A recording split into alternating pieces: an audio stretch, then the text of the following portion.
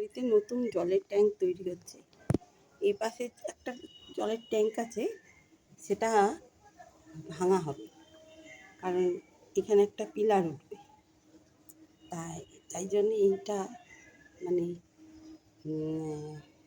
আর নতুন কাটা হলো, তলায় সিমেন্ট দেওয়া হয়েছে। এখানে একটা আম গাছ ছিল, আম গাছটার কত দূর থেকে গুড়ি। এটা আমাদের বাড়ির পেছন দিকটা, সামনে একটা পুকুর আছে। যাই হোক, একটু একটু করে যখন মিস্ত্রিগুলো মাটি কাটছিল তখন প্রচুর বৃষ্টি হচ্ছিল, যা তুলতে পারিনি। এবার কালকে ওরা আসবে, দেখাবো আপনাদের ইট কেটে কী করে ট্যাঙ্ক বানাচ্ছে।